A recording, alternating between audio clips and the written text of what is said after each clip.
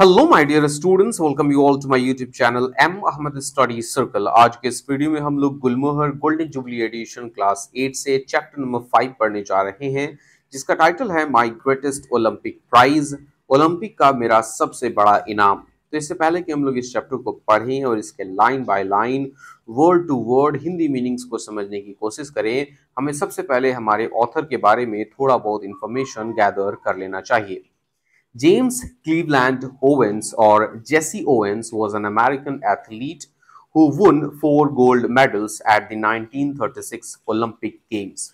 My dear friends, बताया गया है कि जेम्स क्लीवलैंड ओवेंस, या जिन्हें शॉर्ट फॉर्म में जेसी ओवेंस कहते हैं, वो एक अमेरिकन एथलीट थे जिन्होंने 1936 के ओलंपिक गेम्स में 4 गोल्ड मेडल्स जीते थे। He is regarded as the most famous track and field athlete, specializing in sprints and the long jump. उन्हें ट्रैक एंड फील्ड के सबसे ज्यादा महानतम एथलीट में से एक माना जाता है, जिन्होंने स्प्रिंट मतलब दौड़ और लॉन्ग जंप में महारत हासिल की थी। तो माय डियर फ्रेंड्स, ये रही एक छोटी सी जान पहचान हमारा और आपका हमारे लेखक, हमारे ऑथर जेसी ओवेंस के साथ। अब हम लोग बिफोर यू रीड सेक्शन को कवर करेंगे, फिर उसके बाद हम लोग चैप्टर की तरफ आगे बढ़ेंगे।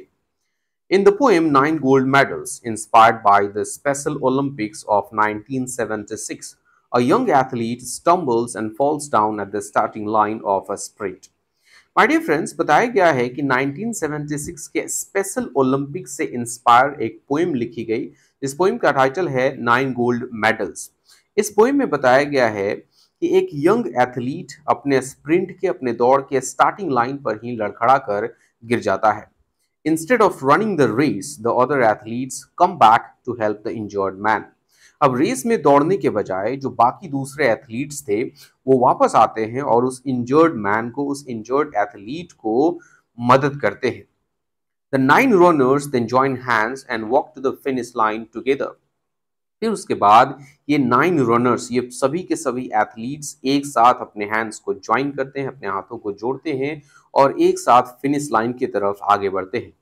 Each of them is awarded a gold medal, और उनमें से प्रत्येक को, हर एक एथलीट को एक गोल्ड मेडल दिया गया।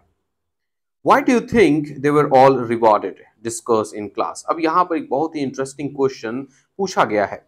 क्वेश्चन ये है कि आपको क्यों लगता है कि उन सभी को रिवॉर्ड क्यों किया गया, उन सभी को एक एक गोल्ड मेडल्स क्यों दिया गया। डिस्कस इन क्लास, और आपको इस बारे में अपने क्लास में डिस्कस करना है। The 1936 Olympics were held in troubled times. My dear friends, बताया गया है कि 1936 का जो ओलंपिक खेल है, वो बहुत ही मुश्किल भरे दौर में रखा गया था। A regime of alarming brutality, the Nazi regime had taken control of Germany. एक बहुत ही क्रूरतापूर्ण, एक बहुत ही ब्रूटल जो पावर है, एक बहुत ही क्रूर शासन जो है, मतलब जिसे नाजी रिजीम बोला गया है, जिसे नाजी शासन बोला गया है, उसने जर्मनी पर अपना कब्जा कर लिया था, अपना कंट्रोल कर लिया था। The Nazis believed that the German people were Aryans, और नाजी लोगों का ये मानना था कि जो जर्मन लोग हैं वो आर्यंस हैं, which they called the master race, और इन आर्यंस को ये जर्मन्स, ये नाजीज जो है, वो एक मास्टर रेस समझते थे, एक श्रेष्ठ नस्ल का समझते थे, एक ऊंचे नस्ल का समझते थे।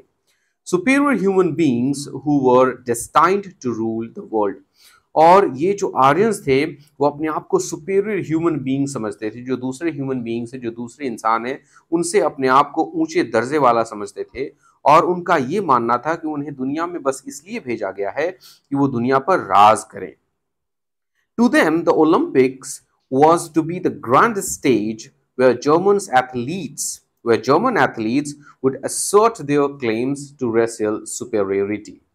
और उनके लिए, इन आर्यंस के लिए, इन जर्मन्स के लिए, ये जो ओलंपिक था वो एक बहुत ही बड़ा मंच था, वो एक ग्रैंड स्टेज था इन जर्मन एथलीट्स के लिए कि वो काफी शानदार तरीके से परफॉर्म करें और अपने इस रेशियल सुपीरियरिटी को और मजबूती के साथ दुनिया के सामने पेश करें, अपना दावा करें और ये दुनिया को दिखाएं कि वो कैसे बाकी जो दूसरे ह्यूमन बींग्स हैं उनसे सुपीरियर हैं, उनसे श्रेष्ठ हैं, उनसे ऊंचे दर्जे वाले हैं। The Olympics was to be a grand advertisement for their regime and their beliefs. और ये ओलंपिक्स 1936 का ओलंपिक्स इन नाजी लोगों के लिए अपने रिजीम, अपने शासन और अपने मान्यताओं को एडवर्टाइज करने के लिए, अपने मान्यताओं का प्रचार प्रसार करने के लिए ये ओलंपिक जो था वो एक बहुत ही बड़ा स्टेज था, एक बहुत ही बड़ा मंच था। The Nazis had strong views about other races too, especially the Jews and the black people. और ये जो नाजी लोग थे, इनका दूसरे नस्ल के प्रति, दूसरे नस्लों के प्रति बहुत ही भद्दा, बहुत ही बुरा विचार था, खास करके यहूदियों और काले लोगों के प्रति। Nazi leaders blamed the Jews for every evil that had overtaken their country, and the Jewish people were subjected to daily abuse and violence. और जो नाजी लीडर्स थे, उन्होंने अपने देश में होने वाली हर एक बुराई का दोष इन यहूदियों के ऊपर लगा दिया। हर एक बुराई जो उनके देश में होती थी उसका दोष इन्होंने यहूदी लोगों पर थोप दिया, और यहूदी लोग जो थे वो रोजाना दुर्व्यवहार और हिंसा का उन्हें सामना करना पड़ता था। The Nazi attitude towards black people was less complicated.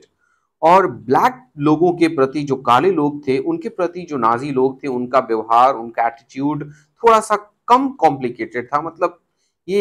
मतलब काफी गंदे और बुरे भद्दे तरीके से देखते थे, लेकिन समझना आसान था। They simply thought of them as सब human.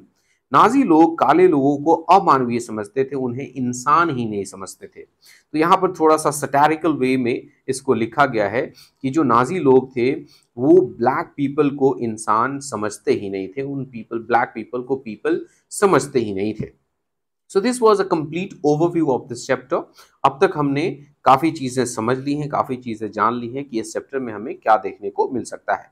Now will start reading and understanding this chapter from para number 1।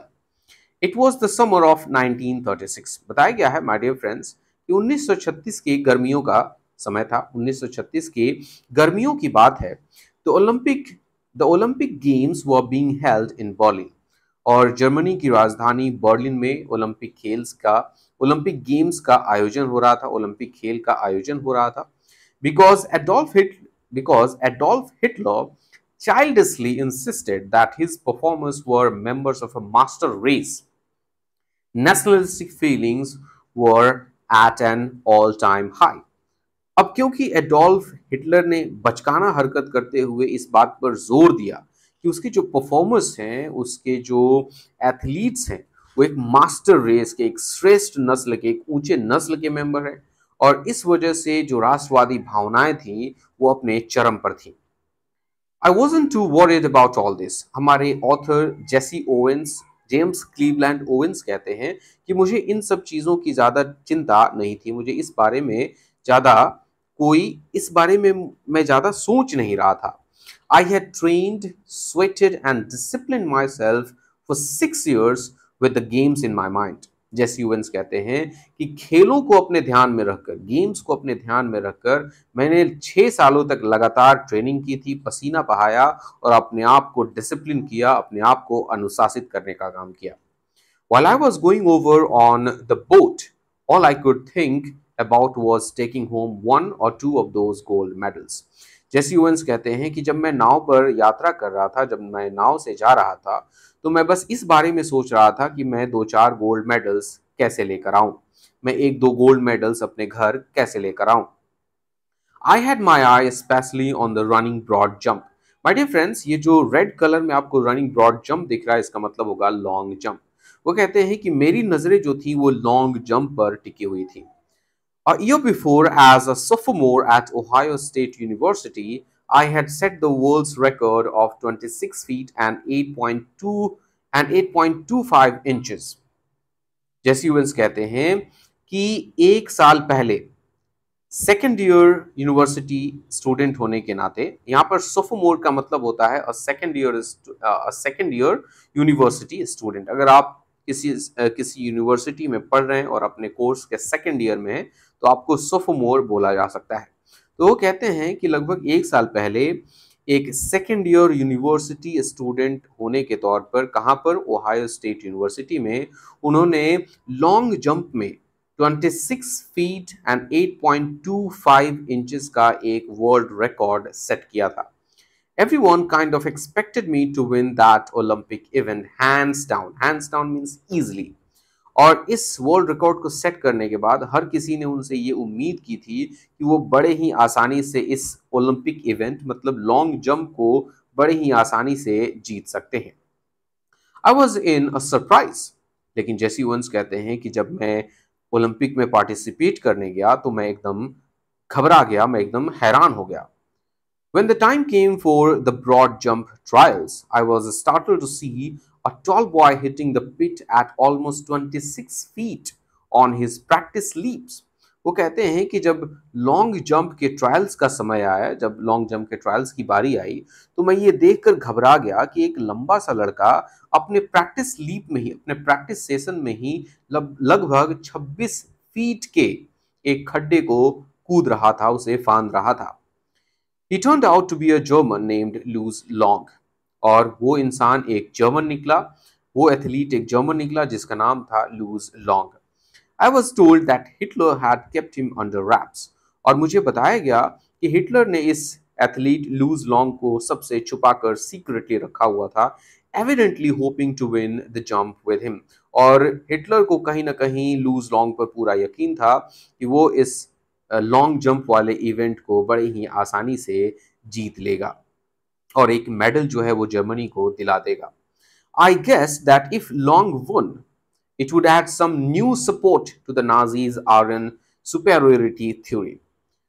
JC Owens कहते हैं कि मैंने अनुमान लगाया कि यदि यह बंदा जिसका नाम लूज लॉन्ग है, यदि यह जीत जाता है तो कहीं ना कहीं जो नाजीज का ये जो आर्यन सुप्रीमेसी है और आर्यन सुपेरियोरिटी थ्योरी जो है, इसको एक नया समर्थन मिल जाएगा। After all I am a Negro. Negro किसे कहते हैं? एक ब्लैक अफ्रीकन पर्सन को कहते हैं, एक ब्लैक अफ्रीकन पर्सन को कहते हैं जिसे कि पुराने ज़माने में जिससे जिनके एंसेस्टर्स, जिनके पूर्वजों से गुलामी करवाई जाती थी। आजकल हम किसी भी डार्क स्किन पीपल को, किसी भी ब्लैक पीपल को नीग्रो नहीं बोलेंगे, क्योंकि आज के ज़माने में ये जो नीग्रो वर्ड है एक बहुत ही गंदा, एक बहुत ही ऑफेंसिव वर्ड है। ओके, तो ये कहते हैं after all I am a Negro, आखिरकार मैं एक ब्लैक स्किन पर्सन हूँ। A little hot under the collar. My dear friends, hot under the collar, a little hot under the collar का मतलब होता है a little bit angry. A little hot under the collar about Hitler's ways, I determined to go out there and really show Der Führer and his master race who was superior and who wasn't. My dear friends, यहाँ पर Der Führer का मतलब होगा the leader. जो German leaders हैं उसको यहाँ पर Der Führer, specially Adolf Hitler को मेंशन किया गया है। जेसी ओवेंस कहते हैं कि भले ही वो हिटलर की नीतियों के प्रति थोड़ा बहुत अंदर ही अंदर मन ही मन गुस्से में थे, उन्होंने ये डिटरमाइन किया, ये तय किया, ये फैसला किया कि वो बाहर फील्ड में जाएंगे और जो जर्मन लीडर्स हैं, खास करके एडोल्फ हिटलर, उसको दिखाएंगे कि सच में मास्टर रेस का कौन है, कौन जो है वो ऊंचे नस्ल का है और कौन ऊंचे नस्ल का नहीं है। इसका फैसला तो फील्ड पर ही होगा, ऐसा जेसी ओवेंस का मानना था। An angry athlete is an athlete who will make mistakes, as any coach will tell you. JC Owens कहते हैं कि एक गुस्सैल एथलीट वह एथलीट होता है जो गलतियां करेगा, जैसा कि कोई भी कोच आपको बताएगा। आई वॉज नो एक्सेप्शन, और मैं इससे अलग बिल्कुल भी नहीं था। On the first of my 3 qualifying jumps, I leaped from several inches beyond the takeoff board for a foul. वो कहते हैं कि मेरे 3 क्वालिफाइंग जंप्स में से पहले जंप में मैं टेक ऑफ बोर्ड के कई इंच आगे से कूदा, जिससे की वजह से फाउल हो गया, जिसकी वजह से गलती हो गई। On the second jump I fouled even worse, और मैं अपने क्वालिफाइंग राउंड के दूसरे जंप में उससे भी बुरा फाउल मैंने किया। Did I come 3000 miles for this? I thought bitterly. मैंने बड़ी ही कड़वाहट के साथ, बड़े ही डिस्गस्टेड वे में, बहुत ही अंदर से अपने आप को कुढ़न के साथ मैंने सोचा कि क्या 3000 मील की दूरी तय करके मैं इसी के लिए आया हूं, to foul out of the trials and make a fool of myself, कि मैं ट्रायल्स में ही फाउल करता जाऊं और अपने आप को बेवकूफ साबित करूं? क्या मैं इसी के लिए आया हूं? Walking a few yards from the pit I kicked disgustedly at the dirt.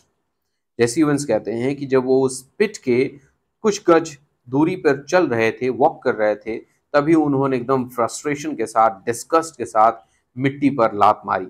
Suddenly I felt a hand on my shoulder. वो कहते हैं अचानक से मैंने अपने कंधे पर एक हाथ को महसूस किया। I turned to look into the friendly blue eyes of the tall German broad jumper. और जब मैं पीछे मुड़कर देखता हूं तो मैं देखता हूं कि वो लंबा टॉल जो जर्मन लॉन्ग जंपर है, ब्रॉड जंपर है, वो मेरे सामने खड़ा था और मैं उसके दोस्ती भरे साफ गहरे नीले आंखों में देख रहा था। He had easily qualified for the finals on his first attempt. और उसने अपने पहले ही अटेम्प्ट में बड़े ही आसानी से फाइनल्स के लिए क्वालिफाई कर लिया था। He offered me a firm handshake. और उसने मुझसे काफी गर्मजोशी के साथ हाथ मिलाया। Jesse Owens, I'm Luz Long. I don't think we have met. और वो जर्मन जो एथलीट है वो कहता है, जेसी ओवेंस, मैं लूज लॉन्ग हूं और मुझे नहीं लगता कि हम कभी मिले हैं। He spoke English well though with a German twist to it. JC Owens कहते हैं कि वो इंग्लिश अच्छा बोल लेता था, लेकिन भले ही उसके इंग्लिश में थोड़ा सा जर्मन का तड़का होता था। Glad to meet you, I said. JC Owens कहते हैं कि आपसे मिलकर अच्छा लगा, मैंने कहा। Then trying to hide my nervousness, I added, how are you? फिर अपने घबराहट को छुपाने के लिए मैंने उसमें जोड़ दिया कि आप कैसे हैं। I am fine. The question is how are you? Loose long कहता है कि मैं ठीक हूं, लेकिन सवाल यह है कि आप कैसे हैं। What do you mean? I asked. JC Owens कहते हैं कि आपका क्या मतलब है, तुम क्या कहना चाहते हो, मैंने पूछा। Something must be eating you, he said. अब यहाँ पर something must be eating you का मतलब ये नहीं होगा कि कोई ऐसी चीज जो है वो आपको खाई जा रही है। यहाँ पे something must be eating you का मतलब होगा कि कोई ना कोई ऐसी चीज है जो कि आपको बॉदर कर रही है, आपको परेशान कर रही है। तो जो लूज लॉन्ग है वो कहता है कि कोई ना कोई ऐसी चीज है जो कि आपको परेशान कर रही है। Proud in the way foreigners are when they have mastered a bit of American slang. Jesse Owens कहते हैं कि वो इस तरह से बोल रहा था जैसे कि वो अपने आप पर बहुत ही ज्यादा प्राउड फील कर रहा था, अपने आप पर बहुत ही ज्यादा गर्व फील कर रहा था एक फॉरेनर होने के नाते कि उसने अमेरिकन स्लैंग पर काबू पा लिया है।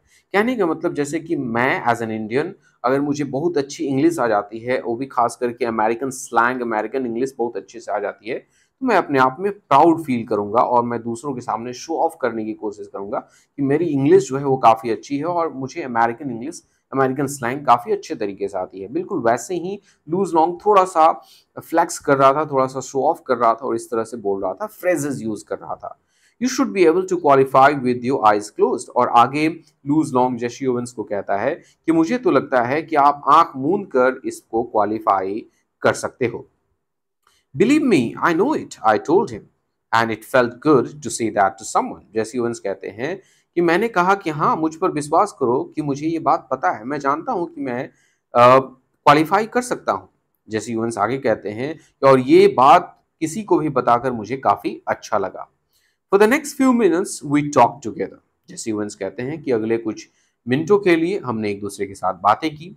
I didn't tell Long what was eating me. और मैंने लूज लॉन्ग को ये बात बिल्कुल भी नहीं बताई कि कौन सी ऐसी चीज थी, कौन सी ऐसी बात थी जो कि मुझे परेशान कर रही थी। But he seemed to understand my anger. लेकिन ऐसा लग रहा था कि लूज लॉन्ग मेरे गुस्से को, मेरे फ्रस्ट्रेशन को समझ रहा था। And he took pains to reassure me. और उसने मुझे समझाने के लिए, उसने मुझे अपने आप पर यकीन दिलाने के लिए, अपने आप पर भरोसा दिलाने के लिए काफी मुशक्कत भी की, काफी परेशानी भी उठाई। Although he had been schooled in the Nazi youth movement, he didn't believe in the Aryan supremacy business any more than I did. अब यहाँ पर आगे बताया गया है माय डियर फ्रेंड्स कि भले ही लूज लॉन्ग की ट्रेनिंग, उसकी पढ़ाई लिखाई, उसके मोरल्स, उसके वैल्यूज नाजी यूथ मूवमेंट के समय दिए गए हों, लेकिन उसे भी आर्यन सुपरमेसी पर उतना यकीन नहीं था जितना कि मुझे था। मतलब वो भी आर्यन सुपरमेसी में बिलीव नहीं करता था और मैं भी आर्यन सुपरमेसी में बिलीव नहीं करता था। We laughed over the fact that he really looked the part though. और हमने इस बात पर ठहाके भी लगाया, हम लोग इस बात पर हंसे भी कि भले ही वो आर्यन सुपरमेसी में बिलीव नहीं करता था, लेकिन वो इसका हिस्सा लग रहा था क्योंकि वो जर्मन टीम को रिप्रेजेंट कर रहा था। An inch dollar than I. अब यहाँ पर जेसी ओवेंस जो हैं वो लूज लॉन्ग की डिस्क्रिप्शन को बता रहे हैं, उसके पर्सनालिटी के बारे में हमें बता रहे हैं। वो कह रहे हैं कि ये जो लूज लॉन्ग था, German broad jumper, German long jumper जो है, वो उनसे हाइट में 1 इंच लंबा था। He had a lean muscular frame. वो पतला था लेकिन गठीला था। क्लियर ब्लू आईज, उसकी आंखें जो थी वो साफ नीले रंग की थी। ब्लॉन्ड हेयर, बाल भूरे थे। And a strikingly handsome chiseled face. और वो काफी शानदार था, काफी हैंडसम था, और उसका चेहरा जो था वो ऐसा लग रहा था कि तराशा हुआ था। छेनी और हथौड़ी की मदद से उसका चेहरा जो था वो तराशा हुआ दिख रहा था। Finally seeing that I had calm down somewhat, और आखिरकार ये सब देखकर मैं थोड़ा बहुत शांत हो गया था। He pointed to the take off board, फिर उसके बाद उसने मुझे टेक ऑफ बोर्ड की तरफ इशारा किया। Look, he said, why don't you draw a line of few inches in back of the board and aim at making your take off from there? अब यहाँ पे लूज लॉन्ग जो है वो जेसी ओवेंस को एडवाइस कर रहा है, उसे सलाह दे रहा है, उसे टिप दे रहा है। उसने कहा कि देखो, तुम ऐसा क्यों नहीं करते कि तुम उस बोर्ड के पीछे एक, उस बोर्ड से कुछ इंच पीछे एक लाइन ड्रॉ करो और उसी लाइन के पास से टेक ऑफ करने का एम करो। You will be sure not to foul. ऐसा करने से तुम्हें अपने आप पर यकीन हो जाएगा कि तुम फाउल नहीं करोगे, गलती नहीं करोगे। And you certainly ought to jump far enough to qualify.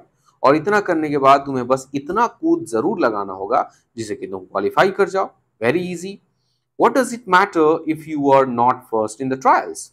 और इससे क्या फर्क पड़ता है कि तुम ट्रायल्स में फर्स्ट आते हो या नहीं? Tomorrow is what counts. मायने तो कल की बात है। मतलब क्या मायने रखता है? कल जो होता है वो मायने रखता है, आज जो होता है उसका कोई वैल्यू नहीं है। ट्रायल्स में तुम फर्स्ट आते हो, सेकंड आते हो, थर्ड आते हो, इससे कोई फर्क नहीं पड़ता। मायने तो ये रखता है कि कल तुम क्या करते हो। माय डियर फ्रेंड्स, इस वीडियो को हम लोग यहीं पर ख़त्म करते हैं, और ये जो चैप्टर जो बचा हुआ है उसे हम लोग पैरा नंबर 15 से इसी चैप्टर के पार्ट 2 वाले वीडियो में कंटिन्यू करेंगे। तो माय डियर फ्रेंड्स, इस चैप्टर के यहाँ तक का एक्सप्लेनेशन आपको कैसा लगा, आप लोग मुझे नीचे कमेंट सेक्शन में ज़रूर बताएंगे। वीडियो अच्छा लगा होगा तो वीडियो को लाइक करेंगे, और यदि चैनल पर नए होंगे तो चैनल को सब्सक्राइब करेंगे। मिलते हैं पार्ट 2 में, तब तक के लिए टेक केयर, बाय बाय।